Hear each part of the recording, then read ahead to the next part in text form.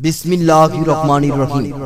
Mizan SD media, সত্যের পথে আলে সুন্নাত ওয়াল জামাত। দয়াল নবী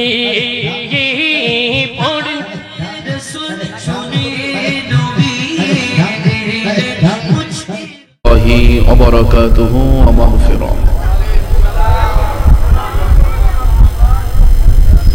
الصلاة والسلام عليك سيدي يا رسول الله. الصلاة والسلام عليك سيدي يا حبيب الله. الصلاة والسلام عليك سيدي يا شفيع المذنبين. الصلاة والسلام عليك يا رحمة للعالمين.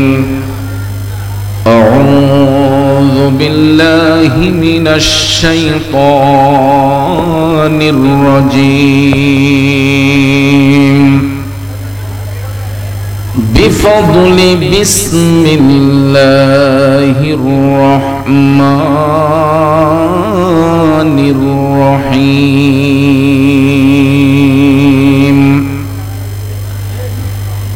الحمد لله الملك الجبار العزيز الغفار الكريم الستار. مولج الليل في النهار مجري الفلك في البحار ورازق الضود في الكفر. أشهد أن لا إله إلا الله وحده لا شريك له شهادة تنجي قائلها من عذاب النار. وأشهد أن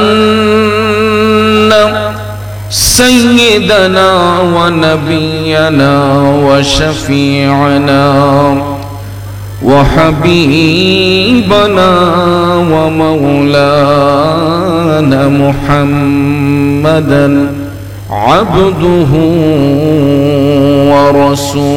ورسوله خاصة وعلى آله وأصحابه وأهل بيته وشهداء محبته وأولياء أمته وعلماء أهل السنة والجماعة والناس أجمعين. فقد قال الله تعالى في عز وجل كلامه المجيد والفرقان الحميد. إن الله وملائكته يصلون على النبي يا أيها الذين آمنوا صلوا عليه وسلموا تسليما. اللهم صل سيدنا مولانا محمد وعلى আলি সাইয়্যিদিনা।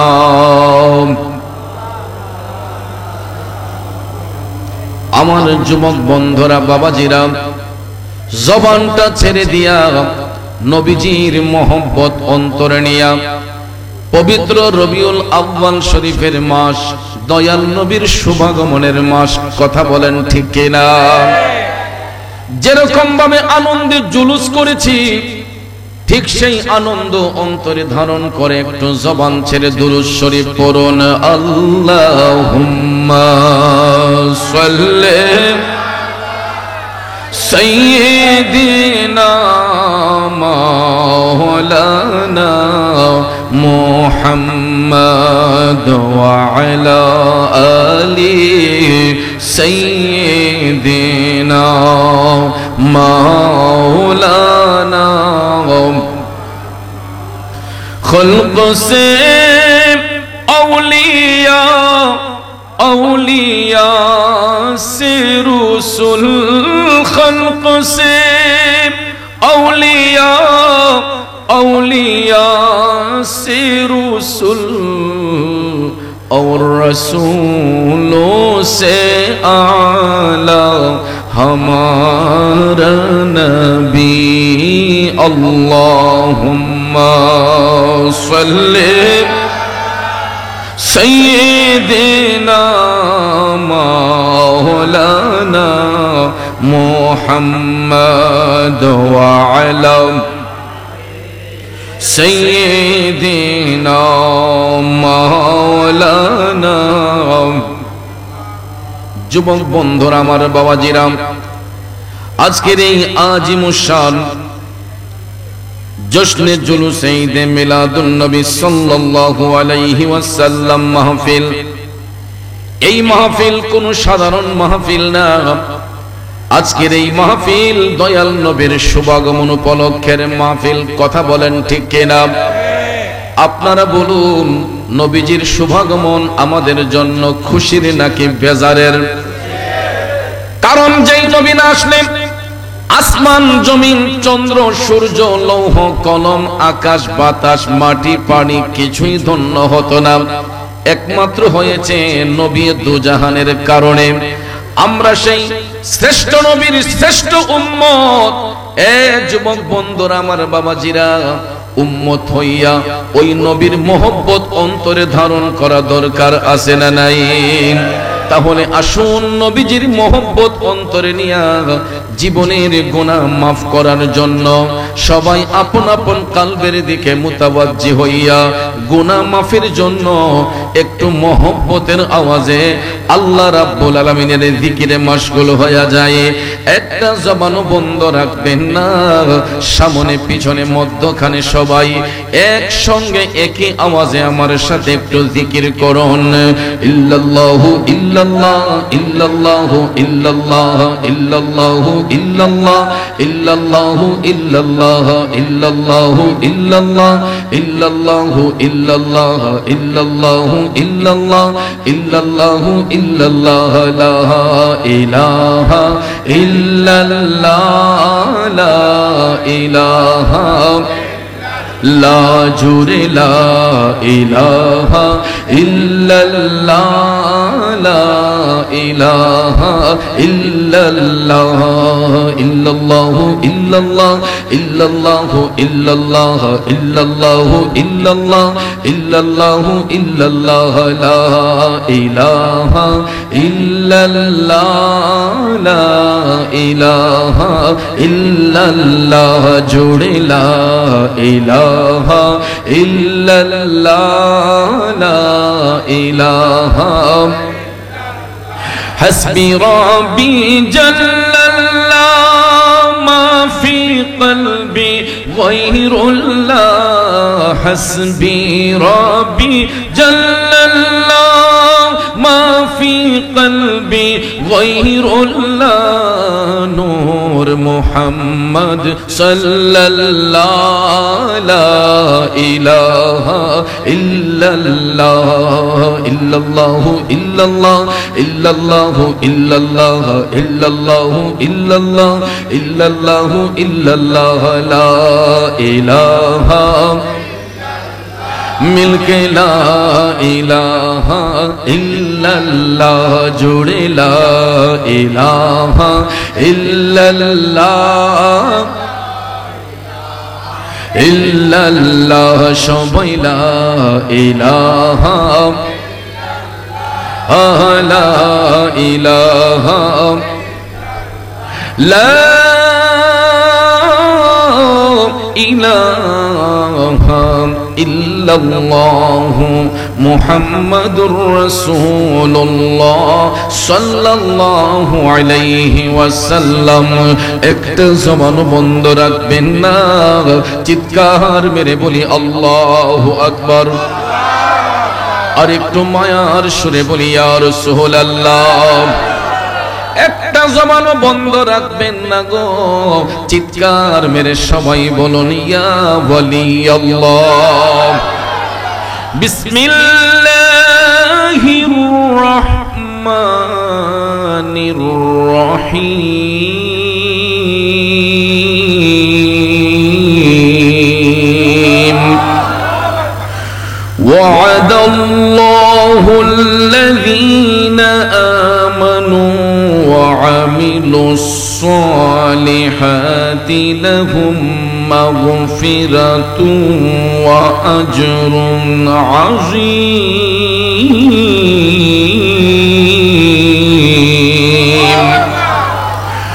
والذين كفروا وكذبوا بآياتنا أولئك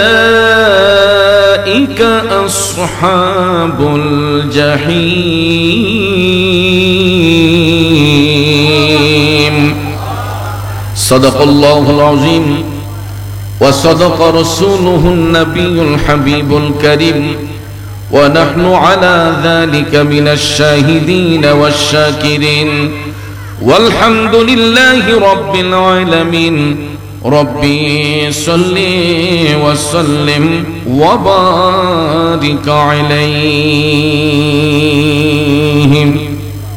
أما بعد উপস্থিত ঐতিহ্যবাহী চট্টগ্রাম জামাল খান লেন আশকরদিঘির পার শতদল ক্লাব সংলগ্ন চট্টগ্রামস্থ বিবাড়িয়া শেখানি সোনার মদিনা যুব কবর খনন কমিটি এলাকাবাসীর উদ্যোগে প্রতি বছরের নিয়ে আয়োজিত পবিত্র জশ্নে জুলুসে ঈদ মিলাদুন নবী সাল্লাল্লাহু আলাইহি ওয়াসাল্লাম উদযাপন উপলক্ষে আজিমুশ শান মিলাদ মাহফিল 2025 ইংরেজি সনের সম্মানিত সভাপতি মঞ্চে আসীন বিশিষ্ট সমাজসেবক 21 নং জামাল খান ওয়ার্ডের সাবেক কাউন্সিলর আমাদের সকলের প্রিয় মুখ জননেতা আবু মোহাম্মদ মহসিন চৌধুরী সাহেব আজকের মাহফিলে আলোচনা করেছেন আমার সহযোদ্ধা বিশ্ব জাকির মঞ্জিলের সম্মানিত খাদেম বন্ধুবর মাওলানা কারি রুহুল আমিন সিদ্দিকী সাহেব। এতক্ষণ যিনি আপনাদের হৃদয়ে স্থান করে নিয়েছেন নবী প্রেমের শান দিয়ে, অলি প্রেমের শান দিয়ে, আন্তর্জাতিক শায়ের আহলে সুন্নাহ, আমার অত্যন্ত স্নেহাস্পদ চট্টগ্রামের কৃতি সন্তান শায়ের মোহাম্মদ জান আলম রেজা কাদেরী ও স্নেহাস্পদ মোহাম্মদ সাইমন রেজা কাদেরী, মাহফিল পরিচালনায় এস.এম. মাসুম নেওয়াজ ও দেলওয়ার হোসেন মুরাদি সহ মঞ্চে আসেন উলামায়ে আহলে সুন্নাত আমার এবং নূর মোহাম্মদ সিদ্দিকী সাহেব সহ আমার সামনে উপস্থিত শ্রদ্ধেয় মুরব্বিয়ানে কেরাম, যুবক ভাইয়েরা, ছাত্র ভাইয়েরা, সাংবাদিক ভাইয়েরা, মিডিয়া কর্মী ভাইয়েরা, প্রশাসনিক ভাইয়েরা এবং দূর দূরান্ত থেকে আগত আশিকিন জাকিরিন তরিকতপন্থী আমার ভাই বাবাজিরা, বাড়িতে অবস্থানরত পর্দানিশীন মা বোনেরা, সকলের প্রতি আবারও আন্তরিক সালাম, আসসালামু আলাইকুম ওয়া রাহমাতুল্লাহ।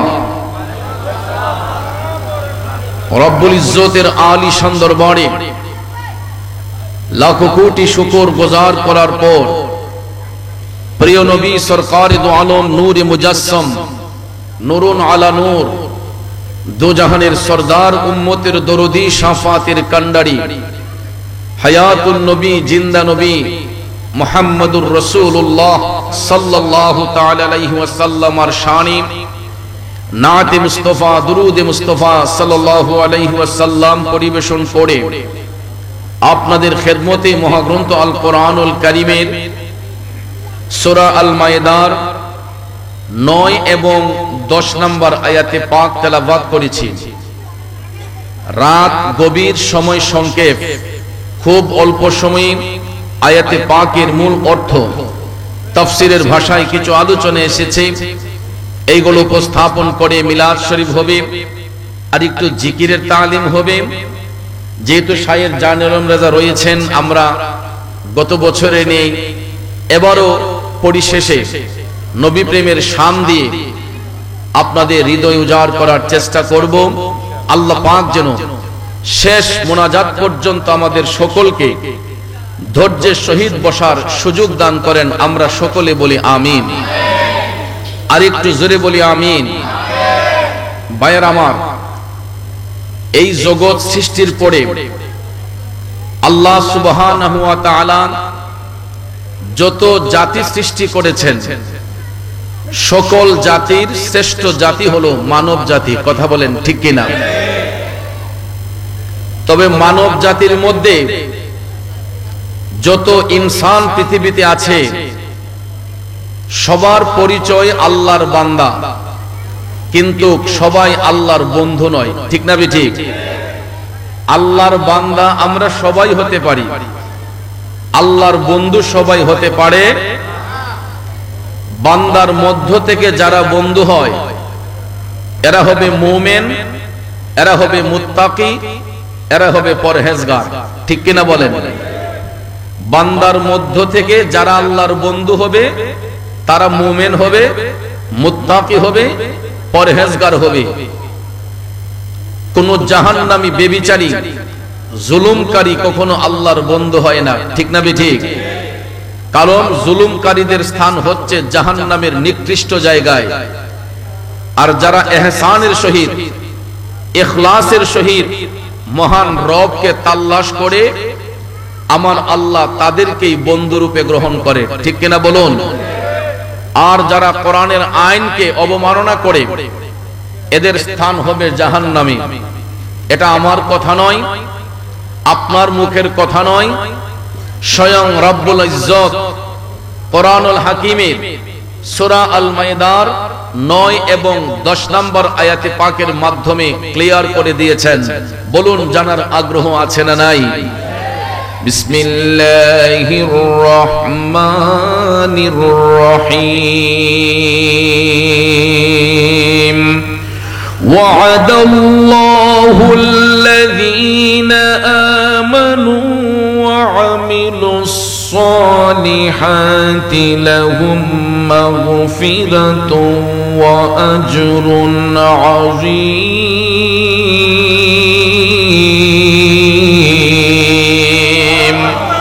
উচ্চস্বরে বলুন, ঘোষণাকার আল্লাহ রাব্বুল আলামিন বলতেছেন, ওয়া'দাল্লাহ, আমি আল্লাহ ওয়াদা করতেছি, প্রতিশ্রুতি দিচ্ছি, আল্লাযীনা আমানু, যারা হবে ঈমানদার, যারা হবে পরহেজগার, ওয়া আমিলুস সালিহাত, যারা হবে নেককার, যারা হবে মুহসিন।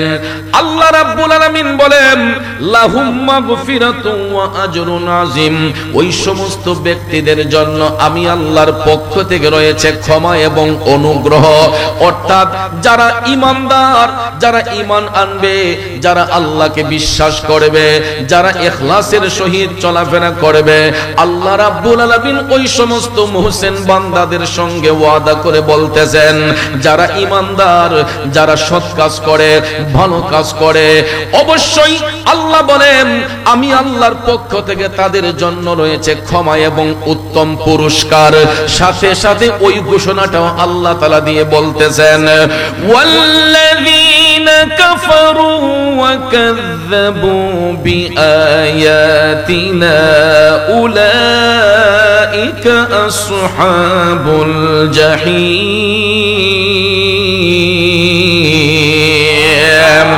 সাথে সাথে আল্লাহ বলেন যারা কুফরি করেছে এবং আমার বিধানকে মিথ্যা প্রতিপন্ন করেছে, আল্লাহ রাব্বুল আলামিন বলেছেন অবশ্যই অবশ্যই এরা জাহান্নামের অধিকারী, অবশ্যই এরা জাহান্নামের অধিবাসী। অর্থাৎ কথা একদম ক্লিয়ার, যারা ঈমান এনেছে, সৎ কাজ করেছে, আল্লাহ তাদের সঙ্গে ওয়াদা করে বলতেছেন আমার পক্ষ থেকে তাদের জন্য ক্ষমা এবং পুরস্কার রয়েছে।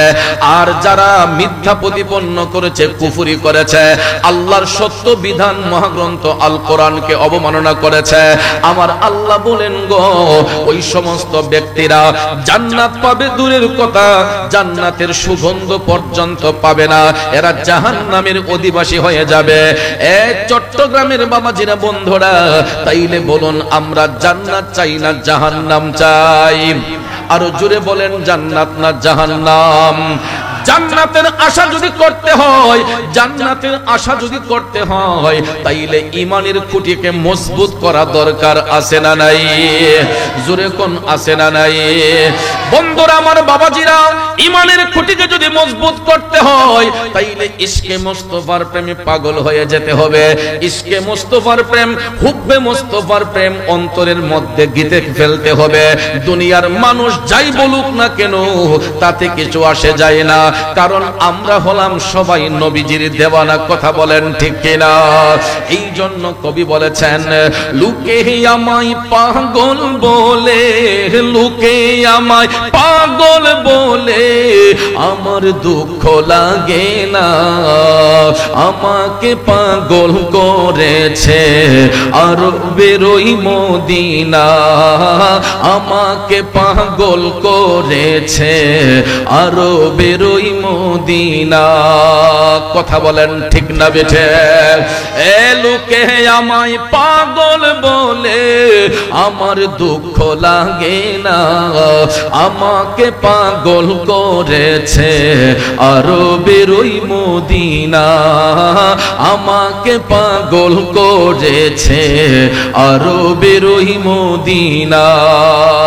একটা জবানও বন্ধ রাখবেন না, চিৎকার মেরে বলুন ইয়া রাসূলুল্লাহ। বন্ধুরা আমার, বাবাজিরা, আল্লাহ মানলে, পরকাল মানলে ইমানদার হওয়া যায় না। ইমানদার হওয়ার শর্ত হলো আমার নবীকে বিশ্বাস করা, নবীকে ভালোবাসা। ঠিক কিনা বলেন? কারণ আল্লাহ মানলে, পরকাল মানলে যদি ইমানদার হওয়া যাইতো গো, হিন্দু, বৌদ্ধ, খ্রিস্টান, ইহুদি, নাসারা সবাই ইমানদার হয়ে যাইতো। কারণ হিন্দু, বৌদ্ধ, খ্রিস্টান, ইহুদি, নাসারা, মুসলমান যত ধর্মাবলম্বী রয়েছে সবাই আল্লাহ মানে, পরকাল মানে, কিন্তু সবাই আমার নবীজিকে মানে না। ঠিক না বেঠে? হিন্দু, বৌদ্ধ, খ্রিস্টানরা আল্লাহ মানে, পরকাল মানে, বলুন আমাদের নবী মানে? কথা কোন মানে? আরে বাজান, হিন্দু, বৌদ্ধ, খ্রিস্টান কেন, মুসলমানের মধ্যে কিছু মুনাফিক বেঈমান আছে, আমার নবী মানতে গিয়া তাদের একটু অ্যালার্জি রোগ আছে। অতি দুঃখ ভরা ক্লান্ত হৃদয় নিয়ে বলতে হয়, রবিউল আউয়াল শরীফ আমার নবীর শুভাগমনের মাস। যেই নবীর শুভাগমন না হলে খানায়ে কাবা অন্ধকারে নিমজ্জিত থাকতো, গোটা জগৎ অন্ধকারে নিমজ্জিত থাকতো, জাহিলি প্রথা চালু থাকতো। ওই নবীর শুভাগমনে সমস্ত মিথ্যাচার দূর হয়েছে, ওই নবীর শুভাগমনে জগৎ আলোকিত হয়েছে, ওই নবীর আগমনে বিশ্ববাসী খুশি উদযাপন করে, গাছ বৃক্ষ তরুলতা আমার নবীর আগমনে খুশি উদযাপন করে, পশু পাখি আমার নবীর আগমনে খুশি উদযাপন করে। কিন্তু উম্মত দাবিদার কিছু কিছু গুস্তাখে রাসূল, বিয়াদবে রাসূল আমার নবীর মহব্বতে জশ্নে জুলুস পালন করলে এদের চুলকানি রোগ, অ্যালার্জি রোগ বেড়ে যায়, এরা বিরোধিতা করে। কথা বলেন আছে না নাই? জশ্নে জুলুসের বিরোধিতা যারা করে এরা মুমিন না মুনাফিক? আপনারা বলেন এরা মুমিন না মুনাফিক? আর মুনাফিকের চরিত্র সম্পর্কে রাসূল করিম সাল্লাল্লাহু আলাইহি ওয়াসাল্লাম বলেছেন, মুনাফিক বেঈমানরা এরা কাফেরের চেয়েও নিকৃষ্ট। মুনাফিকের চরিত্র হলো কাফেরের চেয়েও নিকৃষ্ট। কারণ বাজান আমার, ওই সমস্ত মুনাফিকরা জশ্নে জুলুসের রেলির মধ্যে উপর থেকে গরম পানি ছাইরা দিছে। আপনারা বলুন, যার মধ্যে মনুষ্যত্ববোধ থাকে, যার মধ্যে বিবেক থাকে, ওই বিবেকবান ব্যক্তিকে কারো উপর গরম পানি ছাড়তে পারে? ওই মনুষ্যত্বহীন, মাথায় টুপি, মুখের মধ্যে দাড়ি, টুপি, পাঞ্জাবি, জুব্বা, কুর্তা লাগাইয়া আপনারা দেখেছেন রাজবাড়ির সেই নুরাল পাগলাকে কবর থেকে উঠাইয়া ভাইয়েরা আমার এরা লাশের মধ্যে আগুন দিয়েছে। আপনারা বলুন, একটা বিধর্মী ব্যক্তি হতো, হিন্দু, বৌদ্ধ, খ্রিস্টান হতো, মারা যাবার পরে কবর থেকে উঠাইয়া কাউকে আগুন দিয়া পুরাইবে না, ঠিক না বেঠে? এরা কেমন মুসলমান? এরা তৌহিদি জনতা নাম দিচ্ছে। আমার বিবেক নাড়া দেয়, এরা কেমন তৌহিদি জনতা? ভাইয়েরা আমার, বন্ধুরা আমার, তৌহিদি জনতা যদি হয়ে থাকতো তাহলে তো কেউ কাউকে আগুন দিয়া পুরাইতে পারে না। কথা বলেন ঠিক না বেঠে? কারণ পৃথিবীতে এমন কোন আদম সন্তান নাই যে গ্যারান্টি দিয়ে বলতে পারবে যে আমি গুনাহ করি নাই। কারণ সমস্ত আদম সন্তানরা আমরা গুনাহযুক্ত। এই জন্য গুনার জন্য অনুতপ্ত হয়ে আমরা সবাই প্রার্থনা করি কার কাছে? জোরে বলেন কার কাছে?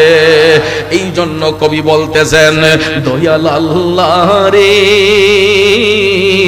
কি নাম জপলে পাবো তোমারে, দয়াল আল্লাহ রে কি নাম জপলে পাবো তোমারে। বন্ধুরা আমার, বাবাজিরা, যারা মৌলার প্রেমে ফানা হইয়া যায়, যারা মৌলার প্রেমে বিভোর হইয়া যায়, এরা দুনিয়ার লোভ লালসার মধ্যে মত্ত থাকে না। আমি মানলাম সেই রাজবাড়ির নুরাল পাগলা যদিও শরীয়ত বিরোধী কোনো কাজ করে থাকে, ওই ব্যক্তিটার দুনিয়ায় থাকা অবস্থায় রাষ্ট্রীয় আইনে তার বিচার হইতে পারত, ঠিক না বেঠে? আমরা যদি অভিযোগ করে তার বিচার দাবি করতাম, রাষ্ট্রীয়ভাবে তাকে বিচারের আওতায় আনা যেত। কিন্তু একটা মানুষ যত বড় অপরাধী হোক না কেন গো, ইন্তেকালের পরে তাকে কবরস্থ করা হয়েছে, 15 দিন পরে কবর থেকে লাশ উঠানো হইল, লাশ উঠাইয়া তাকে আগুন দিয়া জ্বালাইছে। আপনারা বলেন, 15 দিন যদি একটা লাশ কবরের ভিতরে থাকে, ওই লাশের মধ্যে পচন ধরবে কি ধরবে না? দুর্গন্ধ আসবে কি আসবে না? বন্ধুরা আমার, ওই নুরাল পাগলা নামের ব্যক্তিটা যদিও সে শরীয়ত বিরোধী কাজ করে থাকে, কিন্তু মারা যাবার পরে 15 দিন তাকে কবরের ভিতরে থাকতে হয়েছে। লাশটা যখন উঠানো হয়েছে, দেখা যায় লাশের মধ্যে কোনো দুর্গন্ধ নাই, কোনো পচন নাই, দুর্গন্ধ নাই। তাইলে কেন ওই ব্যক্তিটাকে আগুন দিয়া পুরানো হয়? আমার বিবেকের মধ্যে নাড়া দেয়, এরা আসলে মুমিন নাকি মুনাফিক? আমি নিঃসন্দেহে মনে করি ওই সমস্ত ব্যক্তিগুলা মুনাফিক, বেঈমান। কথা বলেন ঠিক কিনা? আমরা হয়তো আবু জেহেলকে দেখি নাই, আমরা হয়তো ইয়াজিদকে দেখি নাই, কিন্তু ইয়াজিদের উত্তরসূরি এখন পর্যন্ত দুনিয়াতে আছে না নাই? আর জোরে জোরে বলেন আছে না নাই?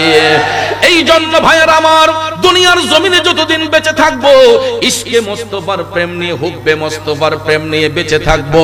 আর যার অন্তরের মধ্যে নবী প্রেম থাকবে গো, ওই ব্যক্তিটাকে আমার আল্লাহ বন্ধু রূপে গ্রহণ করে নেয়, হোক সে পুরুষ হোক সে নারী। যারা মৌলার সঙ্গে প্রেমের কালেকশন ফিট করতে যাইয়া নবীর সঙ্গে যাদের প্রেমের কালেকশন হয়ে যায়, আমার আল্লাহ তাদেরকে বান্দা থেকে বন্ধু রূপে গ্রহণ করে নেয়। কথা বলেন ঠিক কিনা?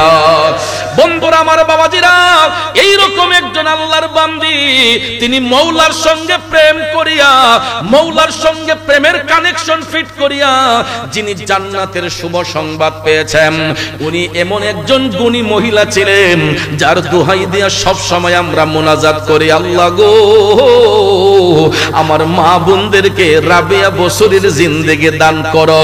ওই রাবেয়া বসরির নামটা তো আপনারা অবশ্যই শুনেছেন, ঠিক না বেঠে? বন্ধুরা আমার, বাবাজিরা, রাবেয়া বসরির জীবনী পড়ে দেখলাম তিনি এমন একটা হতদরিদ্র পরিবারের মধ্যে জন্মগ্রহণ করেছেন। রাবিয়া যেই পরিবারের মধ্যে জন্মগ্রহণ করেছিলেন, ওনার পিতা ছিলেন একদম গরিব ব্যক্তি। কি ছিলেন? গরিব ছিলেন।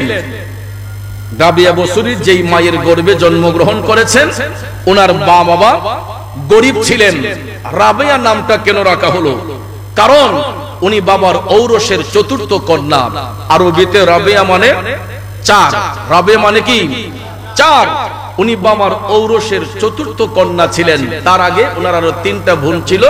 চতুর্থ কন্যা হিসেবে এই নামটাও দেখেন রাখলেন কে? রাবিয়া যখন মায়ের গর্ভে, যেই দিন ওনার মায়ের প্রসব ব্যথা হলো, রাবিয়া বসুরী দুনিয়াতে আসবেন, ওনার বাবা টেনশনে পড়ে গেলেন যে কিভাবে কি করব। কুপি যে জ্বালাবেন, ডেলিভারি করতে হলে কিন্তু ঘরের মধ্যে কুপি জ্বালাতে হয়, কথা কোন ঠিক কিনা? কুপি জ্বালিয়ে, বাতি জ্বালিয়ে বাচ্চাটাকে খালাসি করতে হয়, কথা বলেন ঠিক না বেঠিক? রাবিয়া বসুরী মায়ের গর্ভে ওনার মায়ের প্রসব ব্যথা শুরু হলো। রাবিয়া বসুরীর বাবা চিন্তা করলেন, আমার ঘরের মধ্যে একটা দিরহাম নাই যে আমি একটু তেল কিনে নিয়ে আসবো, কেরোসিন কিনে নিয়ে আসবো, ঘরের মধ্যে বাতি জ্বালাবো, এমন কোন আলোর ব্যবস্থাও তাই। চিন্তা করতেছেন কি করব রে। টেনশন করতে করতে করতে যখন তিনি ঘুমের ঘরে চলে গেলেন, ঘুমের ঘরে যাবার সঙ্গে সঙ্গে গো রাবিয়া বসুরীর বাবা স্বপ্নের ঘরে দেখতেছেন আমার মদিনার কামলিওয়ালা নবী হযরতে রাবিয়া বসুরীর বাবার স্বপ্নের ঘরে আইসা হাজির হইয়া গেছে। আর জোরে জোরে কন্যা সুবহানাল্লাহ। আরে দিদারে মুস্তাফা কবে হবে যে অপেক্ষায় রত আছে এই দুটি নয়ন যে শয়নে স্বপনে স্মরণে মুস্তাফা শয়নে স্বপনে স্মরণে মুস্তাফা আমায় সর্বদা বিভোর করে দে মদিনায় কবে যাব আমি যে। কষ্ট হচ্ছে আমার বাবাজিরা। আল্লাহর হাবিব সাল্লাল্লাহু আলাইহি ওয়াসাল্লাম রাবিয়া বসুরীর বাবার স্বপ্নের ঘরে আয়েশা হাজির হইয়া গেলেন। মদিনার কামলিওয়ালা ডাক দিয়ে বলতেছেন, উম্মত তুমি যাকে নিয়ে টেনশন করতেছো তুমি তো জানো না তোমার ঘরের মধ্যে কার আগমন হচ্ছে। আমার আল্লাহ তোমাকে রাবিয়া দান করতেছে, আমার আল্লাহ তোমাকে রাবিয়া দান করতেছে। বসরা নগরীতে জন্মগ্রহণ করার কারণে ওনাকে, ওনার উপাধি হচ্ছে রাবিয়া বসুরী। বসরাতে জন্মগ্রহণ করছেন বিদায় উনাকে বলা হইতো বসুরী। রাবিয়া উনার নাম, অর্থাৎ বাবার ঔরসের চতুর্থ কন্যা। আর উনি যে দুনিয়াতে আসবেন এই সংবাদটা মদিনার কামলিওয়ালা নবী দান করতেছেন। কারণ তখন তো কোনো আল্ট্রাসাউন্ড ছিল না, ঠিক না বেঠিক? তখন কোনো আল্ট্রাসাউন্ড ছিল না। বাচ্চা ছেলে নাকি মেয়ে মায়ের গর্ভে থাকা অবস্থায় তখন আল্ট্রাসাউন্ডের কোনো ব্যবস্থা ছিল না। যখন কোনো আল্ট্রাসাউন্ড ছিল না তখন মদিনার কামলিওয়ালা নবী বলে দিতে পারতেন মায়ের গর্ভের ছেলে সন্তানটা ছেলে নাকি মেয়ে, কথা কোন ঠিক কিনা? বন্ধুরা আমার, বাবাজিরা আমার, এটাও আমার নবীর মুজিজা মুবারক। দয়াল নবী বলতেছেন, হে উম্মত তোমার ঔরসের মধ্যে আল্লাহ তাআলা রাবিয়াকে দান করতেছে, কোনো বাতি জ্বালাইতে হবে না। তোমার ঔরসে আমার আল্লাহ এমন সন্তান দান করতেছে যার চেহারার আলোয় পুরাটা ঘর আলোকিত হয়ে যাবে। আরো জোরে জোরে কন্যা সুবহানাল্লাহ। এই জন্য ভাইয়ের আমার, বন্ধুরা আমার, ওলি হচ্ছে দুই প্রকার। কয় প্রকার? এক প্রকার হলো ওলিয়ে তাশরিঈ, আরেক প্রকার হলো ওলিয়ে তাকভিনী। ওলিয়ে তাশরিঈ বলা হয় যারা মাদারজাত ওলি, মায়ের গর্ভে থাকা অবস্থায় ওলির দফতরে যাদের নাম লেখা হয় তাদেরকে বলা হয় ওলিয়ে তাশরিঈ। যেটার মধ্যে একজন ছিলেন হযরতে রাবিয়া বসুরী, তিনিও মাদারজাত ওলি ছিলেন। মহিলাদের মধ্যে সর্বশ্রেষ্ঠ আমলের অধিকারী নবীজির উম্মতের মধ্যে ভাইয়ার আমার, মহিলাদের মধ্যে অবাধ আমলের আমলের অধিকারী ছিলেন হযরতে রাবিয়া বসরি, যিনি কিনা মায়ের গর্ভে থাকা অবস্থায় ওলির দপ্তরে নাম লেখা হয়েছিল। আমার মদিনার কামলিওয়ালা নবী স্বপ্নের ঘরে আয়েশা সংবাদ দিলেন, দেখা যায় নবীজির দিদার পাওয়ার সাথে সাথে রাবিয়া বসরির বাবা তিনি জাগ্রত হয়ে দেখতে পাইলেন ওনার ঘরটা ঝিলঝিল করতেছে। যেরকম ভাবে বাতি জ্বালালে অথবা দিনের আলোয় যেরকম ঘরটা আলোকিত হয়ে যায়, দেখা যায় রাতের অন্ধকারে ওনার ঘরটা আলোয় ঝলঝল করতেছে। তিনি হঠাৎ করে তাকাইয়া দেখতেছেন ওনার চতুর্থ কন্যা রাবেয়া তিনি মায়ের গর্ভে জন্মগ্রহণ, মায়ের গর্ভ থেকে ভূমিষ্ঠ হইয়া রাবেয়া তিনি চোখের পানি ছেড়ে কান্নাকাটি করতেছেন। অর্থাৎ ভূমিষ্ঠ হওয়ার সঙ্গে সঙ্গে বাচ্চারা কান্নাকাটি করে, ঠিক এই রকম ভাবে রাবিয়া বসরিও দুনিয়াতে জন্মগ্রহণ করে, কান্নাকাটি করতেছেন। কিন্তু ভাইয়ের আমার, যার চোখের পানিগুলো নূরে ঝলঝল করে, চেহারাটা পিস কাটিংটা এত নূরে নূরান্বিত হয়ে গেল, রাবিয়ার চেহারার আলোয় পুরাটা রুম আলোকিত হয়ে গেছে। অন্য কোনো বাতি জ্বালাতে হয় নাই, কুপি জ্বালাতে হয় নাই। কেন জানেননি? কারণ রাবিয়া বসরি যখন মায়ের ঔরস আসলেন, মায়ের গর্ভে আসলেন, বাবার ঔরসে আসলেন, তখন থেকে তিনি মৌলা পাকের প্রেমে বিভোর হয়ে গেছে। আল্লাহু আকবার বলেন। আমার মৌলার সঙ্গে প্রেমের কানেকশন ফিট করছেন। বন্ধুরা আমার, বাবা যেটা ভাগ্যের নির্মম পরিহাস, রাবিয়া বসরি দুনিয়াতে জন্মগ্রহণ করার পরে বাবার আর্থিক সংকটতা ছিল। এই টেনশন করতে করতে দেখা যায় রাবিয়া বসরির বয়স যখন 9 বছর হয়ে গেল, রাবিয়া বসরির বয়স যখন 9 বছর হয়ে গেল, ওনার মাও দুনিয়া থেকে চলে গেলেন, বাবাও দুনিয়া থেকে চলে গেলেন, 4টা বোন এতিম হয়ে গেল। বাজান রে, এই সমাজের মধ্যে 3 কিসিমের এতিম আছে। এক কিসিমের এতিম হইল যার মা আছে বাবা নাই, আরেক কিসিমের এতিম হইল যার বাবা আছে মা নাই, আরেক কিসিমের এতিম হইল যার ঘরে মাও নাই বাবাও নাই। রাবিয়া বসরি এই রকম একজন, যার মাও নাই বাবাও নাই, তিনি এতিম হয়ে গেলেন। গরিবের সংসার। বাজান আমার, বন্ধুরা আমার, একটা পরিবারের মধ্যে যদি আর্থিক সংকটতা থাকে, উপযুক্ত মেয়ে পান যদি থাকে, উপযুক্ত মেয়ে যদি থাকে, অনেক সময় দেখা যায় রূপ লাবণ্যতার মধ্যে বিভোর হইয়া তার চরিত্রটা হরণ করে দেয়। ওই মেয়ের সতীর্থটা নষ্ট করে দিয়া অন্য পুরুষের সঙ্গে পরকীয়ায় নিমজ্জিত হইয়া যায়। ঠিক না বেঠিক? রূপের বড়াই করে কত নারী আছে পতিতালয়ে গিয়া টাকা ইনকাম করে। কথা কোন আছে না নাই? আমার মা বোনরা যারা শুনছেন, গভীর মনোযোগ। চট্টগ্রামের বাবাজিরা গভীর মনোযোগ। রাবিয়া বসরির চরিত্র হরণ করে নাই, বিক্রি হয়েছে টাকার বিনিময়ে কাজ করার জন্য। যার অধীনে রাবিয়া বসরি কাজ করতে গেছে গো, দেখা যায় রাবিয়া বসরি দিনের বেলা কঠোর পরিশ্রম করে, কিন্তু যখন শোবার ঘরে যাইতে হয়, শোবার ঘরে যাবার সময় রাবিয়া বসরি নামাজের মুসল্লা বিছাইয়া কেবলামুখী হইয়া আমার মৌলাকে সিজদার মাধ্যমে পইরা আমার মালিকের সঙ্গে প্রেমের কালেকশন ফিট করার জন্য মাতোয়ারা হইয়া যায়।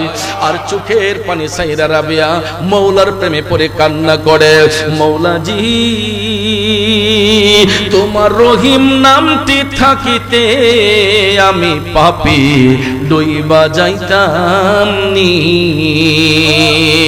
ও মৌলাজি তোমার রহিম নামটি থাকিতে আমি পাপী ডুইবা যাইতাম নি। আমার বাবাজিরা, রাবিয়া বসরি একজন আবেদা মানুষ, আবেদা মহিলা, চোখের পানি ছেড়ে কান্নাকাটি করে গো। চোখের পানি ছাইরা যখন প্রতিদিন কান্না করে রাতের বেলা, দিনের বেলা রাবিয়া বসরি কাজ করে।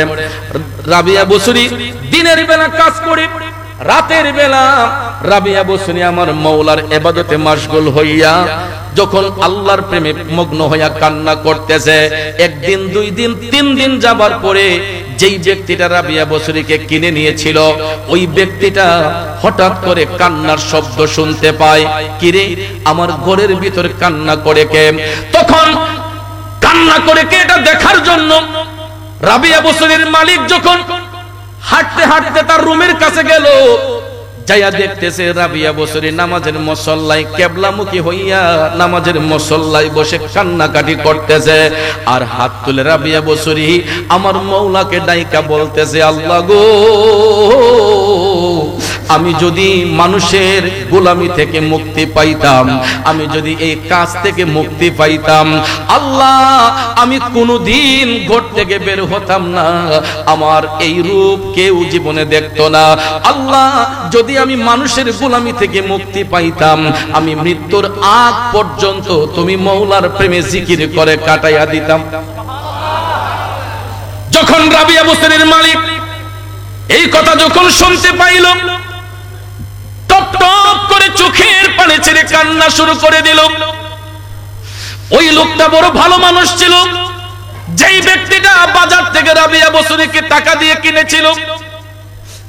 যখন রাবিয়া বসরির চোখের পানি দেখলো, রাবিয়া বসরির আরাধনা যখন দেখলো, তখন ওই মুনিব টপ টপ করে চোখের পানি ছাইরা কান্না করে বলতেছে, আয় হায় রে, আমার ঘরের মধ্যে আমি কাকে নিয়ে আসলাম?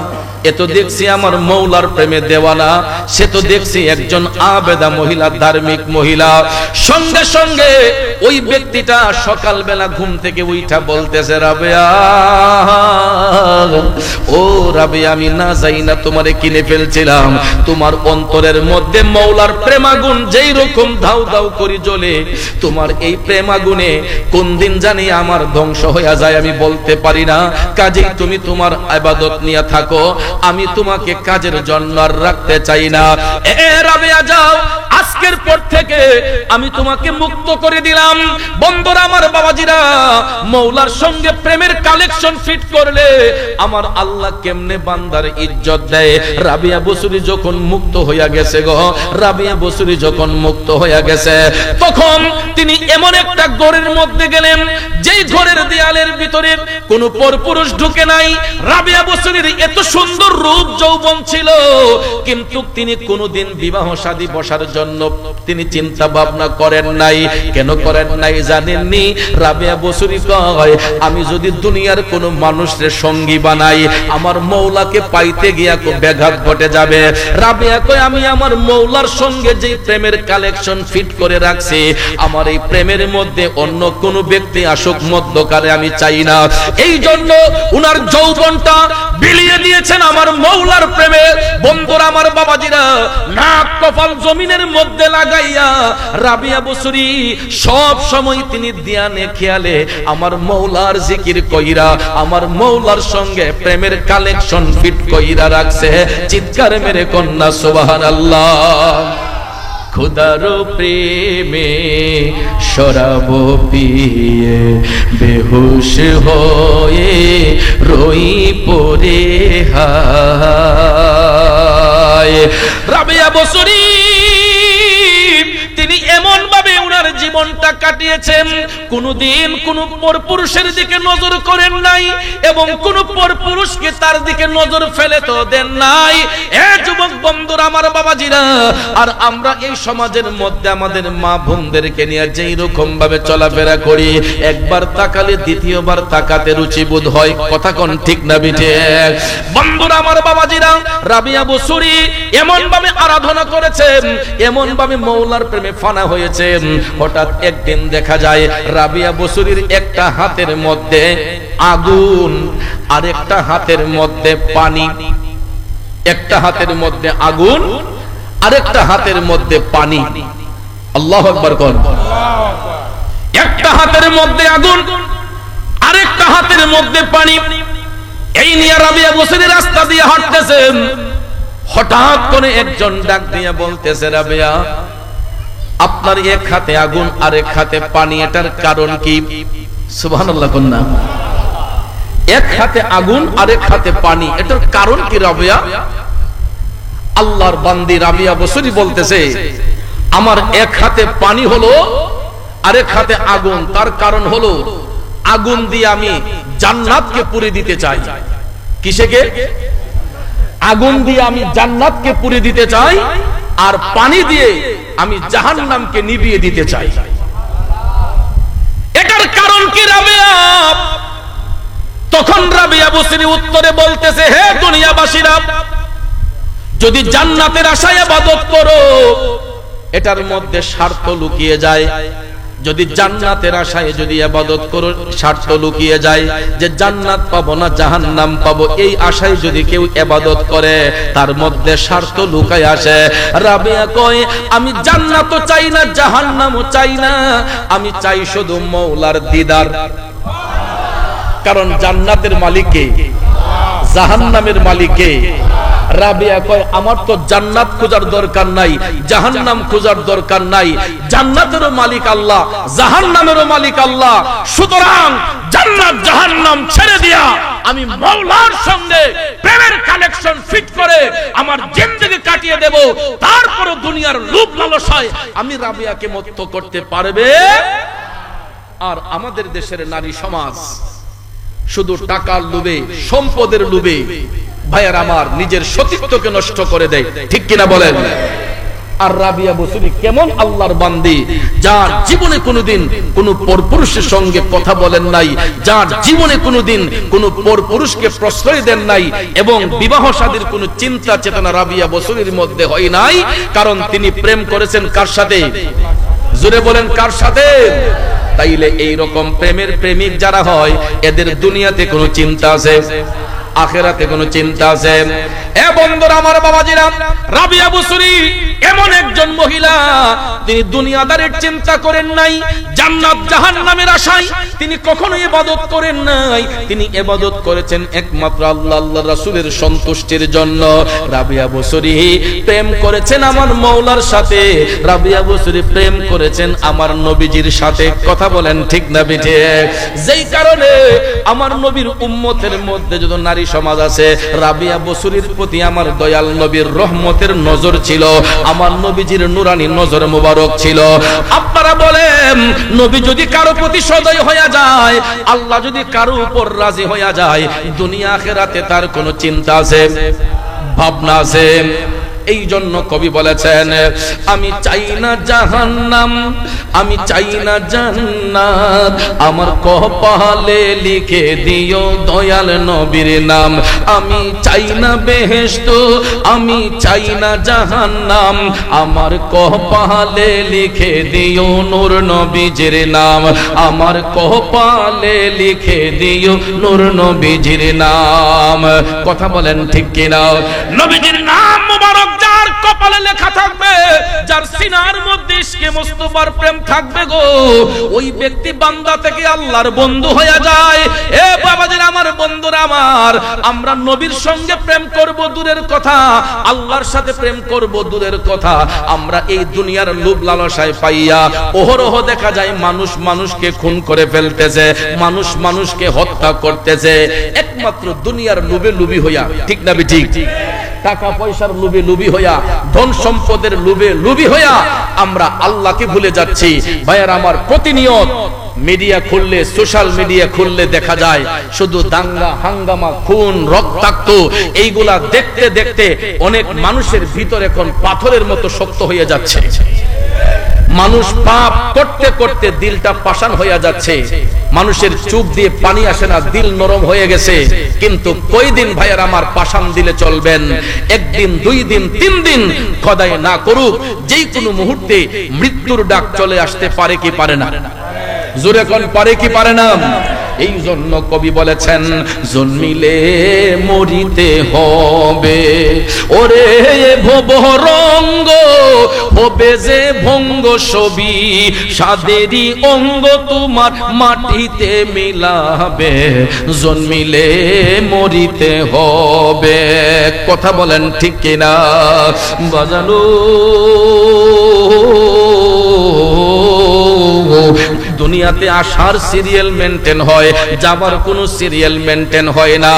অনেক সময় অনেক বাবা স্বপ্ন দেখে আমার সন্তান আমাকে কবরস্থ করবে, আমাকে দাফন করবে, কিন্তু আব্বা শুধু সন্তানের কাঁধে পিতার লাশ বহন করা হয় না। পৃথিবীতে এমন কিছু সিচুয়েশন আসে রে, অনেক সময় পিতার কাঁধেও সন্তানের লাশ বহন করতে হয়। আমি নিজের চোখে দেখেছি, আমি নিজের চোখে দেখেছি কত বাবা, কত বাবা সন্তানের লাশটা কাঁধের মধ্যে নিয়া চোখের পানি ছাইরা কান্দা কান্দা কবরস্থ করছে গো। ওই বাবা কোনোদিন কল্পনাও করতে পারে নাই যে সন্তানের লাশ বাবার কাঁধের মধ্যে উঠবে। কিন্তু এটাই চিরন্তন সত্য, কুল্লু নাফসিন যায়িকাতুল মাউত, প্রত্যেক আত্মাকে মৃত্যুর স্বাদ গ্রহণ করতে হয়। দুদিন আগে হোক পরে হোক, মৃত্যুর কোনো সিরিয়াল নাই। যেই কোনো মুহূর্তে মৃত্যুর ফেরেশতা মালাকুল মউত হাজির হয়ে যেতে পারে। কথা কোন ঠিক না বেটে? এই জন্য যুবক ভাইয়ের, আমার বাবাজিরা, পায়ে হাত ধরে বলবো, দুনিয়া লোভী না হইয়া একটু আখিরাতের চিন্তা করেন। দুনিয়া লোভী না হইয়া একটু আখিরাতের চিন্তা করেন। কারণ দুনিয়াটা ক্ষণস্থায়ী। 60, 70, 80, 100, 150, বড় জোর 200, এর চাইতে বাহাদুরি নয়। ঠিক কিনা কোন? আর বাহাদুরিটা বেশি দিন থাকে না। মানুষের কাল 4টা। কয়টা? একটা হলো শিশুকাল, একটা কিশোরকাল, একটা যৌবনকাল, আর একটা বৃদ্ধকাল। কাল কয়টা হয়? 4টা হয়। শিশুকাল, কিশোরকাল, যৌবনকাল, বৃদ্ধকাল। শিশুকালে বাচ্চাগুলা থাকে অবুঝ। যখন ওই ছেলেটা যখন সাবালক হয়, তার কিশোরকাল যখন আসে 12 থেকে 15 বছর, 12 থেকে 15 বছর বা 20 বছর, এই সময়টাকেও কিশোরকাল বলা হয়। তখন দেখবেন যৌবনের উন্মাদনায় তখন তার শরীরের মধ্যে এরকম একটা শক্তি ফিল করে, সে মনে করে দুনিয়ার পুরোটা শক্তি মনে হয় তার মধ্যে চলে আসছে। ঠিক না ঠিক? তখন দেখবেন যৌবনের তাড়নায় এই কিশোর যুবক যা ইচ্ছে তা করে। আমি শুনতে পেলাম যে আমাদের দেশে নাকি এখন কিশোর গ্যাংও আছে। কিশোর গ্যাং নামে নাকি একটা গ্যাং আছে। এরা ছিনতাই করে, এরা ডাকাতি করে, মানুষকে ছুরিকাঘাত করে, স্টেপ করে। আছে না নাই? রাজধানী ঢাকায় গেলে এটা শুনতে পাই বেশি। কিশোর গ্যাং নাকি একটা আছে। এরা নাকি ক্যাডার বাহিনী, কিশোর গ্যাং। এদের মধ্যে কিছু কিছু কিশোর আছে যারা চুরি ছিনতাই ডাকাতি করে, যৌবনের উন্মাদনায় শক্তি প্রয়োগ করে চুরি ডাকাতিতে মত্ত হয়ে যায়। আরেকটা কাল হলো যৌবন কাল। এই যৌবন কালে আমাদের রূপ লাবণ্যতা থাকে, চুলের ভাঁজটা সুন্দর থাকে। ঠিক কিনা বলেন? রূপ লাবণ্যতা সুন্দর থাকে। কিন্তু ওই যৌবনের তাড়নায় যুবক মনে করে যে আমার তো এত সুন্দর রূপ যৌবন আল্লাহ দিয়েছে, এটা যেমনি ইচ্ছা তেমনি নিতে পারি।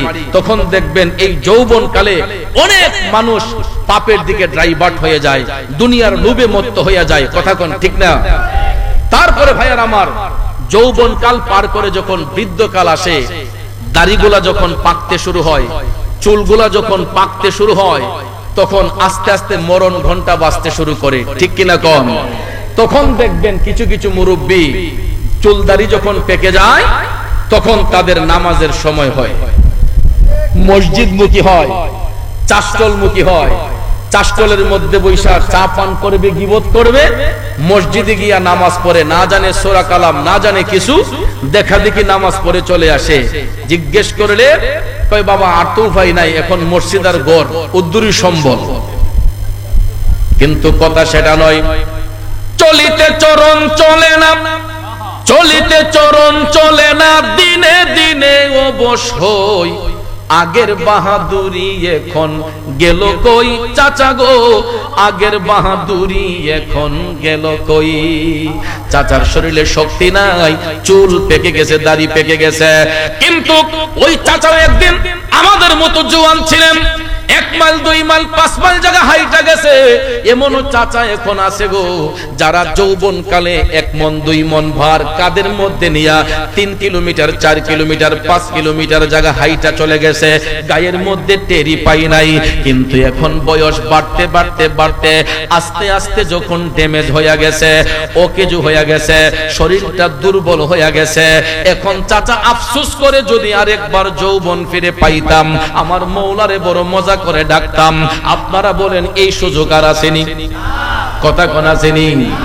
দিন গেলে আর দিন পাবে না, দিন গেলে আর দিন গেলে আর দিন পাবে না, ভাটায় যদি লয় যৌবন, থাকতে খোদা প্রেম সুদা পান করো রে পাগল মন, থাকতে খোদা প্রেম সুদা পান করো রে পাগল মন।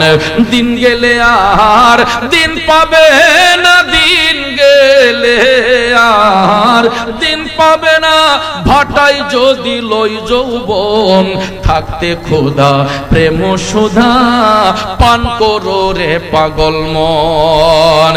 এ চাচারা, ভাইয়েরা, বন্ধুরা, যেই দিন যায় ওই দিন আর বেঁকে আসে না, ঠিক না বেঠিক? একটাবার চিন্তা করেন, যেই দুপুরটা গত হইল, যেই বিকালটা গত হইল, আমরা যদি হাজারো চেষ্টা করি এই দুপুরটা এই বিকালটাকে আবার সামনে আনতে পারবো? কথা কোন পারবো? যেই সময় চলে যায় এই সময় আর ফিরে আসে না বাজানো। এই জন্য সময় থাকতে আমার মওলার তাল্লাশ করো, সময় থাকতে মালিক চিনো। দুনিয়ার লোভ লালসা বাদ দিয়া, দুনিয়ার লোভ লালসায় মত্ত না হইয়া প্রেম করতে হবে আমার মওলা পাকের সঙ্গে। কথা কোন ঠিক না বেটে? যেই প্রেম করেছেন রাবিয়া বসরি, যেই প্রেম করেছেন হাসান বসরি, যেই প্রেম করেছেন গাউসে পাক আব্দুল কাদের জিলানী, যেই প্রেম করেছেন খাজা আজমিরি, যেই প্রেম করেছেন বাবা শাহজালাল শাহপরান, যেই প্রেম করেছেন 360 আউলিয়া, এই রকম নেককার সালেহিন বান্দারা আমার মওলার সঙ্গে যেই রকম ভাবে যেই সিস্টেমে প্রেমের কালেকশন ফিট করেছেন, আমরা যদি ওই ধারাবাহিকতায় মওলার সঙ্গে প্রেমের কালেকশন ফিট করে বান্দা থেকে বন্ধু হওয়া যাবে কি যাবে না? তাইলে কারা কারা আল্লাহর বন্ধু হতে চাই দুইটা হাত উঁচু করে দেখায়। নারে তাকবীর! এই আওয়াজ চট্টগ্রামের আওয়াজ হতে পারে না। চট্টগ্রামের মানুষ নবী প্রেমিক, অলি প্রেমিক। জবানটা ছেড়ে দিয়ে আকাশ বাতাস মুখরিত করে আরেকটা স্লোগান দিতে হবে, নারে রিসালাত, আহলে সুন্নাত ওয়াল জামাত। পবিত্র ঈদে মিলাদুন নবী, শাহনশাহে মদিনা, শাহনশাহে সিরকুট শরীফ। একটু দুরূদ শরীফ পড়ুন। আল্লাহুম্মা সাল্লি আলা সাইয়্যিদিনা মুহাম্মাদ, আল্লাহুম্মা সাল্লি মুহাম্মাদ নাবিয়ানা মাওলানা মুহাম্মাদ নবী মাওলানা। দিন থাকিতে কর মনে রে পরকালের ভাবনা, খালি হাতে যাবে চলে সঙ্গে কিছুই যাবে না।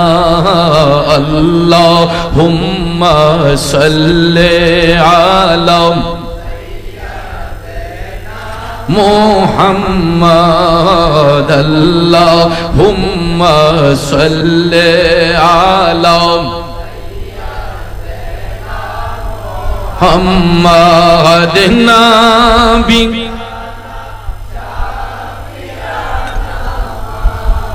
লানা মুহাম্মাদ নবী।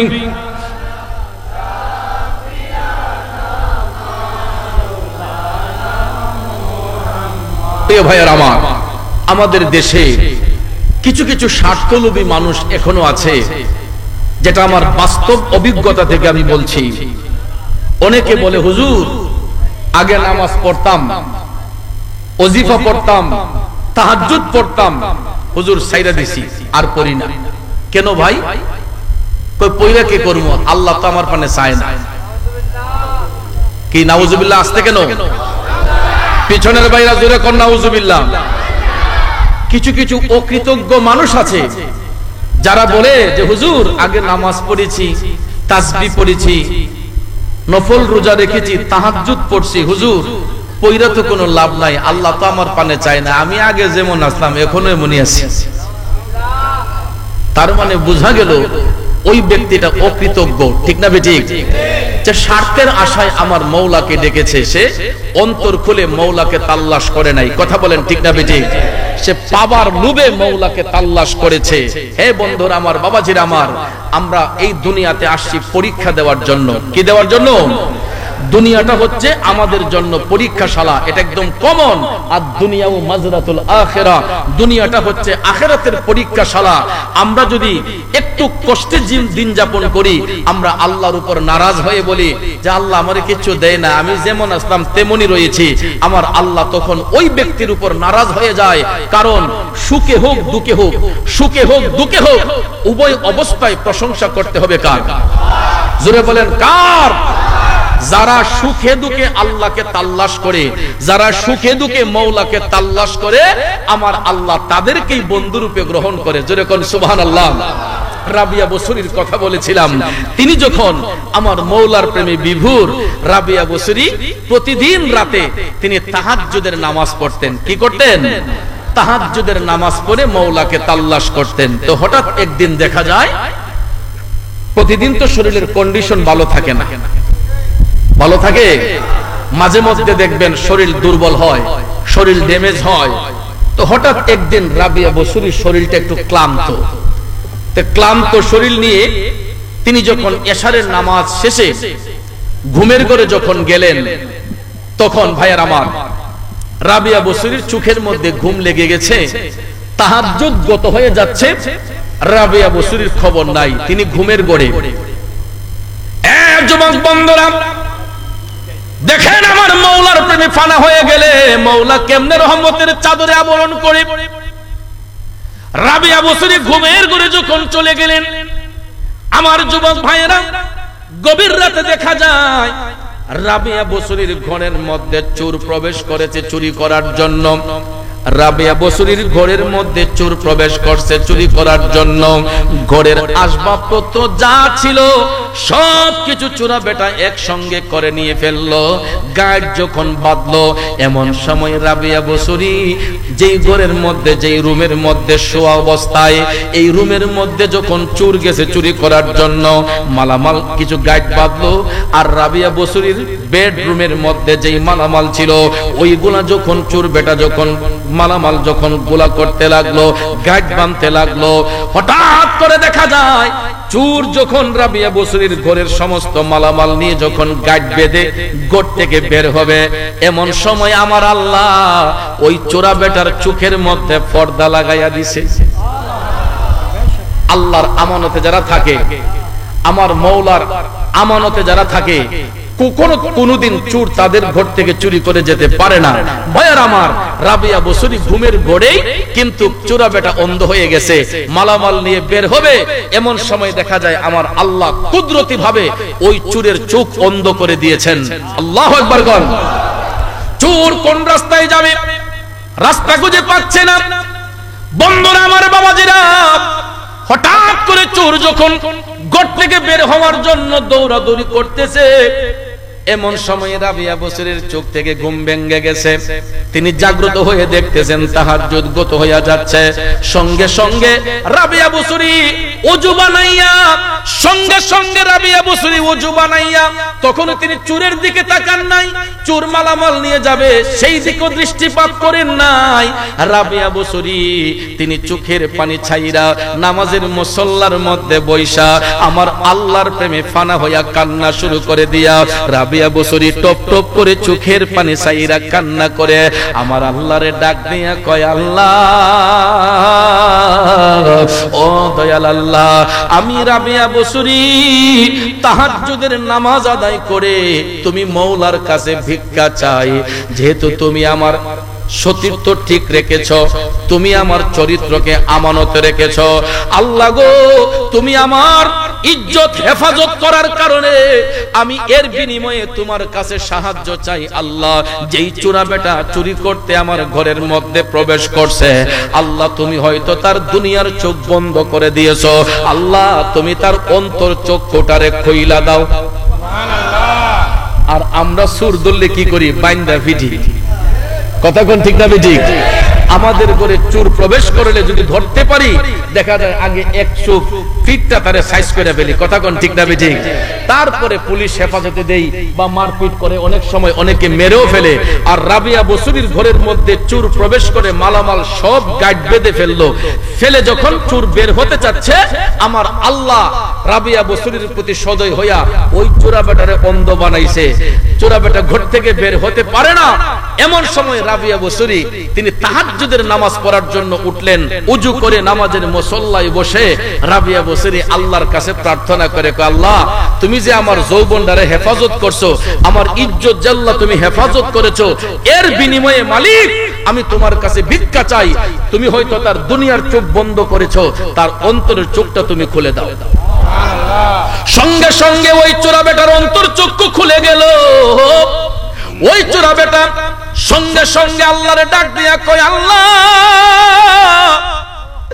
যেই করে আসছিলাম চুরি করার জন্য, তুমি আমার চোখ বন্ধ করে দিয়েছো, কিন্তু আল্লাহ জাহিরি ভাবে আমার চোখটা বন্ধ করলেও আল্লাহ তোমার এই বান্দির আমি আর উসিলায় তুমি আমার অন্তর চক্ষু খুলে দিয়েছো। ওই চোরা বেটা আমার আল্লাহর কাছে তওবা করে বলতেছে, আল্লাহ আমি তওবা করতেছি, আর জিন্দেগিতে জীবনে কোনোদিন কারো ঘরে চুরি করব না, ডাকাতি করব না। আল্লাহ গো, আমি যতদিন দুনিয়ার মধ্যে বেঁচে থাকবো, আল্লাহ আমি তোমার ইবাদতের মধ্যে কাটাইয়া দিতে চাই। সঙ্গে সঙ্গে ওই চোরা বেটা যখন চোখের পানি ছাইরা দিয়েছে, চোখের পানি ছেড়ে দেওয়ার সঙ্গে সঙ্গে আমার আল্লাহর রহমতের দরিয়ার মধ্যে ঢেউ খেলতেছে। আল্লাহ কয়, আমি আর বরদাস্ত করতে পারলাম না, যা তোর জিন্দেগির গুনাহ আমি মাফ কইরা দিলাম। আল্লাহু আকবার।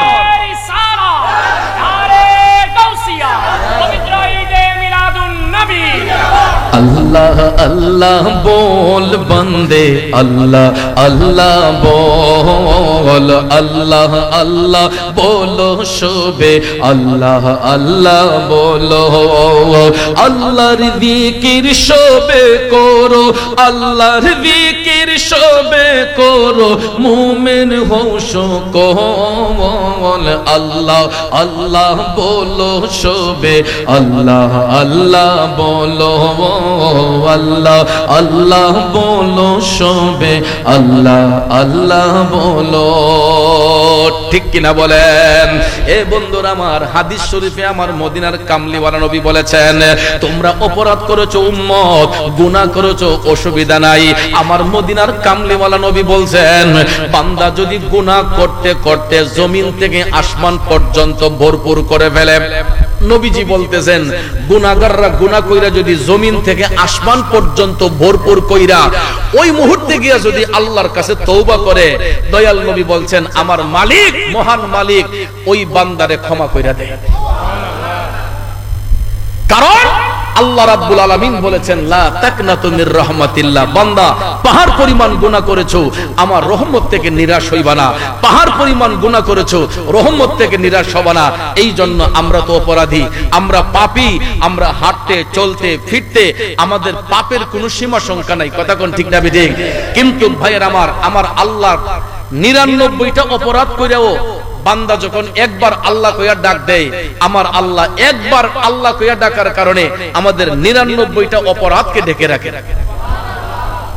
তাইলে চিন্তা করে তো দেখেন, আমি যদি আপনার কাছে একবার অন্যায় করি ক্ষমা করবেন, দুইবার যদি অন্যায় করি আপনি বলবেন যাও ক্ষমা করে দিলাম, তিনবার যদি অন্যায় করি বলবেন ক্ষমা করে দিলাম, চতুর্থবার যদি অন্যায় করি আপনি আমাকে লাথি দিয়ে দূরে ফেলে দিবেন। ঠিক না ঠিক? এইরকম ভাবে দুনিয়ার রাষ্ট্রীয় আইনেও একবার দুইবার তিনবার অপরাধীকে ক্ষমা করা হয়। তিনের অধিক যদি অপরাধ করা হয়, যেই কোনো আইনে, সামাজিক আইন বলেন, প্রশাসনিক আইন বলেন, রাষ্ট্রীয় আইন বলেন, প্রত্যেকটা আইনে তাকে সাজাপ্রাপ্ত করা হয়, দণ্ডপ্রাপ্ত করা হয়। কিন্তু আমরা এমন এক আদালতের আসামি, যেই আদালতের মধ্যে হাজার হাজার অপরাধ করার পরেও একবার যখন ডাক দিয়া কই, আল্লাহ গো আমি তো গুনাহ করছি, আল্লাহ আমি পাপ করছি, আল্লাহ তোমার নাম না রহমান, আল্লাহ তোমার নাম না রহিম, আল্লাহ তোমার নাম না গাফফার, এই কথা বলে বান্দা যখন চোখের পানি ছেড়ে, আমার আল্লাহ কই আমার এই নামগুলা কলঙ্ক হয়ে যাবে যদি আমার বান্দার আমি ক্ষমা না করি। এই জন্য সব সময় আমার আল্লাহর কাছে পছন্দ হলো বান্দার দুইটা চোখের পানি। প্রিয় ভাইয়ের আমার, বেশি বেশি কান্না করবেন, আল্লাহর আদালতে বেশি বেশি কান্না করবেন। রাসূল বলেছেন তোমরা হাসার পরিমাণ কম রাখবা, কান্নার পরিমাণ বেশি রাখবা। হাসার পরিমাণ কম রাখো, কান্নার পরিমাণ বেশি রাখো, কেননা বান্দার চোখের পানি আমার আল্লাহর কাছে সবচেয়ে বেশি দামি। কথা বলেন ঠিক কিনা? তাহলে ভাইয়ের আমার, লম্বা চড়া কথা বলবো না, এটা শহরতলির মাহফিল, সিটি শহরের মাহফিল, যেহেতু আশেপাশে প্রতিবেশী আছে, অনেকের ঘুমের ডিস্টার্ব, সকালবেলা অফিস আদালত রয়েছে এবং অনেক স্টুডেন্ট আছে যাদের এই পড়ালেখা আছে এবং প্রাইভেট আছে, কোচিং আছে, সেই বিধায় আমরা বেশি রাত্র করব না। আমি বলেছিলাম যে ইনশাআল্লাহ কিছুক্ষণের মধ্যেই আমরা মাহফিল সমাপ্তির দিকে নিয়ে শায়ের জাহানাম রেজা সহ আমিও ধুমগুনাগার কয়েকটি নাতে মুস্তাফা বলবো, আশেকদের রুহের খোরাক। কারণ ভাত খাইলে, ফল খাইলে পেটের ক্ষুধা নিবারণ হয়, আর আল্লাহ রসুলের শান গাইলে, ওলি আল্লাহর শান গাইলে রুহের ক্ষুধা নিবারণ হয়। ঠিক না বেঠিক? এই জন্য ভাত, ফল ফলাদি এগুলা হচ্ছে পেটের খোরাক, আর নবীজির শান, আল্লাহ পাকের শান, ওলি আল্লাহর শান, এগুলা হচ্ছে রুহের খোরাক। কথা বলেন ঠিক কিনা? তাহলে আমরা তো অনেকেই পেটের ক্ষুধা নিবারণ করে আসছি, রুহের খোরাক অনেকের হয়েছে, অনেকের হয় নাই, কিছু বাকি আছে। তাহলে পরিপূর্ণ রুহের খোরাকটা আমরা দিতে চাই। রাজি আছেন তো সবাই? তো প্রিয় ভাইয়েরা আমার, বন্ধুরা আমার এই চট্টগ্রামস্থ বিবারিয়া আশেকানে সোনার মদিনার যুবক কবর খনন কমিটি ও এলাকাবাসীরা, তারা আমাকে অন্তর থেকে মহব্বত করেন। বিশেষ করে আমাদের আজকের যিনি সভাপতি আবু মোহাম্মদ মহসিন চৌধুরী সাহেব, উনি আমাকে মন থেকে ভালোবাসেন, যেটা আমি বিশ্বাস করি। আমি ওনাকে মন থেকে ভালোবাসি। আমার মাসুম সাহেব, তারপরে আরো অনেকেই এই এলাকার যারা লিডার পারসন, নেতৃস্থানীয় ব্যক্তিবর্গ যারা আছেন, সবাই আমাকে কেউ ছোট ভাইয়ের মতো, কেউ বন্ধুর মতো আমাকে মহব্বত করেন। সেই মহব্বতের দাবিতে চট্টগ্রামস্থ বিবারিয়া আশিকানি সোনার মদিনা যুব কবর খনন কমিটি এবং এলাকার যুব সমাজরা আমাকে অবাধ শ্রদ্ধা করে ভালোবাসে। সেই ভালোবাসার টানে প্রতি বছর আপনাদের এখানে আসার সুযোগ হয়। আমি আশাতে কি আপনারা খুশি না বেজার? তবে আমি আপনাদেরকে যাবার আগে একটা কথা বলে যাব, যে এই মাহফিল এটা ঈদে মিলাদুন নবীর মাহফিল, এটা কোনো ব্যক্তির মাহফিল নয়, এটা কারো নির্দিষ্ট মাহফিল নয়, এটা আল্লাহর নবীর মহব্বতে একটা সংগঠনের পক্ষ থেকে করা হয়। এই জন্য নেক কাজে কখনো বাধা প্রদান করবেন না, ভালো কাজে উদ্বুদ্ধ করবেন। কার নাম আসলো, কার নাম না আসলো, এগুলা দেখবেন না। কাকে কোন জায়গায় বসানো হলো সেটা না দেখে আমি আপনাদের পায়ে হাত রেখে বলবো, আল্লাহর নবীর মহব্বতে এই মাহফিল খানাকে অংশগ্রহণ করবেন, আর আপনারা যার যার অবস্থান থেকে সহযোগিতা করবেন, মানসিকভাবে, আর্থিকভাবে আপনারা উপস্থিতি দিয়ে সহযোগিতা করবেন। আমি শুনে ভেরি আপসেট যে মধ্যবিত্ত পরিবার, যে ব্যক্তিটা আজকে পরিচালনার দায়িত্বে, দেলোয়ার হোসেন মুরাদি, আমার রুহানি ছেলে, আমার মুরিদ ছেলের দেলোয়ার হোসেন মুরাদি, সে তার এই যুব কবর খনন কমিটিকে নিয়ে এই মাহফিলটা প্রতি বছর চট্টগ্রামস্থ বিবারিয়া আশিকানি সোনার মদিনার যুবকদেরকে নিয়ে এই মাহফিলটা করে। এই বছর, গত বছর আপনারা অনেকেই তাকে হাদিয়া তোহফা দিয়েছেন। যে কোনো পরিস্থিতির শিকার হয়ে এই বছর হয়তো আর্থিক কালেকশনটা কম হয়েছে, যার দরুন আমি বলছি, বাবা আমি মাহফিলে যাব, কিন্তু তাবারুক যদি না করো আমি মাহফিলে যাব না। আমার স্নেহের দেলোয়ার বলছে, বাজান আপনার ছেলে তো বাইচা আছে, তো এই জন্য এই বছর এই ছেলেটা, গরিব ছেলে, এতগুলা মানুষের তাবারুকের ব্যবস্থা সে একা করে ফেলছে। আপনারা সবাই তার জন্য দোয়া করবেন, আমার সভাপতি সাহেবের জন্য দোয়া করবেন, এবং দেলোয়ার হোসেনের জমিদার যারা এখানে আছেন, বাড়িওয়ালা ভাই সাহেবরা, তারা আমাকে ছোট ভাইয়ের মতো, বন্ধুর মতো স্নেহ করেন, ভালোবাসেন।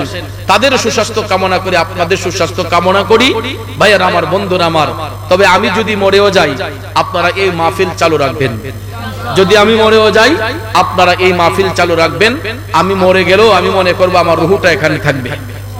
তো এই জন্য ভাইয়ের আমার, এই মাহফিলের মধ্যে একটা প্রেম আছে, এলাকার মানুষ অপেক্ষায় থাকে যে কখন চট্টগ্রাম স্তবিবারিয়া আশেকানে সোনার মদিনা যুব কবর খনন কমিটির ভাইয়েরা মাহফিল আঞ্জাম দিবে, এই মাহফিলটার অপেক্ষায় থাকেন। আর আমি দেখেছি একদম শেষ পর্যন্ত মাহফিলটা কানায় কানায় ভরপুর থাকে। তো আমি চাই সব সময় যেন এই মাহফিল চলমান থাকে। আল্লাহ রাব্বুল আলামিন যেন আমরা আমাদের এই মাহফিলকে যেন আল্লাহ পাক যেন কবুল করে নেন। এবং কোতোয়ালি থানার মধ্যে, এটা চট্টগ্রামের কোতোয়ালি থানার মধ্যে এই মাহফিলটা জাঁকজমকপূর্ণ একটা মাহফিল হয়, বড় মাহফিল হয়। সব সময় আপনারা আপনাদের সহযোগিতায় যেন এই মাহফিলটা বড় থাকে, সেই দিকে আপনারা দৃষ্টিপাত রাখবেন। তো যাক, আসুন আমরা সবাই নবীকে সালাম দিয়ে নবীজির শান শুনবো, ইশকে মুস্তাফার প্রেমে বিভোর হব। রাজি আছেন তো সবাই? আমাদের ইউটিউব চ্যানেলটি সাবস্ক্রাইব করে আমাদের সাথে থেকে পাবেন বিভিন্ন সুন্নি পীর মাশায়েখদের ওয়াজ ও গজল। আমাদের ভিডিওটি ভালো লাগলে লাইক, কমেন্ট এবং ইসলামের ও সুন্নিয়তের প্রচারের স্বার্থে বেশি বেশি শেয়ার করুন। ধন্যবাদ। মোবাইল 01762277888। এছাড়াও আমাদের এখানে ওয়াজ মাহফিল, বিয়ে, গায়ে হলুদ, সেমিনার, যে কোনো অনুষ্ঠানে স্টেজ সাজানো সহ যে কোনো অনুষ্ঠানের ভিডিও কাজ করা হয়।